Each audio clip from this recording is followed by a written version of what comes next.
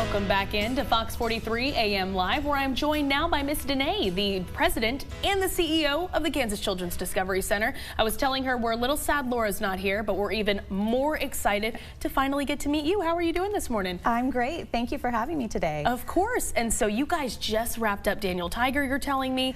What's coming next? Yes, so Daniel Tiger is packed up and the semis are coming today to ship it off. It's going to Virginia next. And on June 9th, we will open an in-house exhibit that we are partnering with Kansas Department of Wildlife and Parks called Camp Kansas.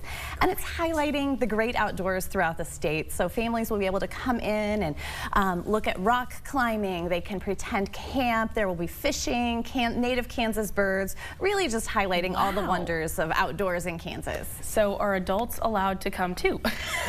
Adults with children. Adults with children, of course. And tell me some about, I know you guys have so many successful programs, but your prison outreach program, I would love to hear a little bit more about this. Do you mind elaborating some this morning? Absolutely. You know, we are always working to ensure that we're providing the highest quality play and learning experiences to all children. And so that means a variety of programs. And so we're continually asking those questions, who aren't we serving? And it came to our attention that here in Kansas, we have one women's prison, and it happens to be located here in Topeka, the Topeka Correctional Facility.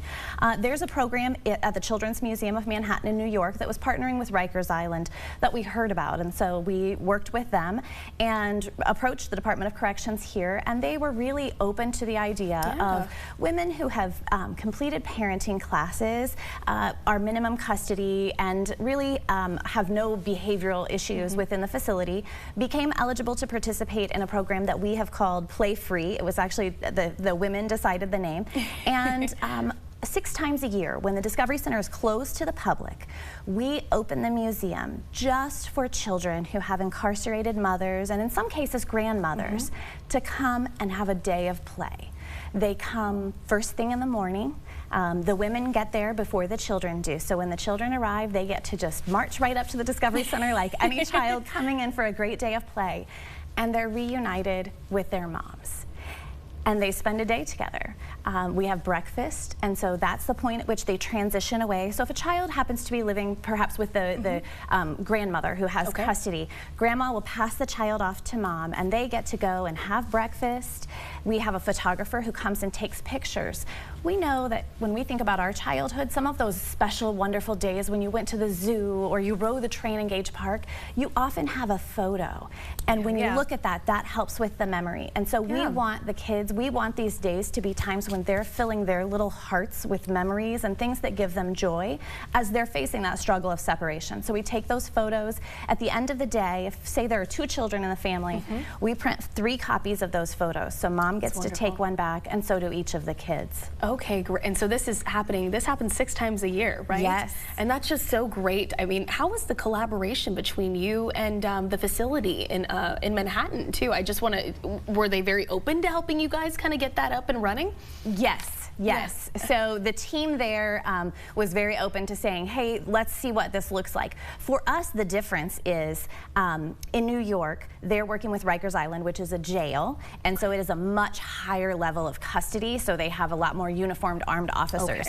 We are very fortunate that the Kansas Department of Corrections and the Topeka Correctional Facility is really focused on strengthening families and was very receptive to some of our suggestions what that looked like. And the WALK program that already existed at the Topeka Correctional Facility really made this possible. They are a fabulous team.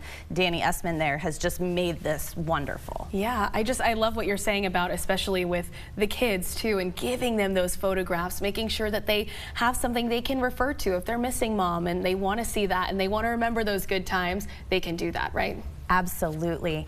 You know, we just hit a milestone. We've served over 1,000 mothers, children, and grandmothers through this program.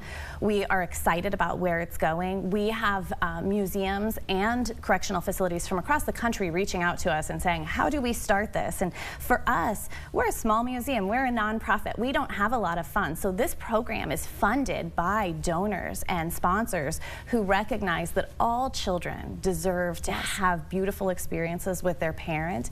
you know, they're serving a sentence along with their mothers through no fault of their own. And so if we can really elevate those children and their experience, we have art projects. They can, one time they traced their mom's arms so that they could take that hug home.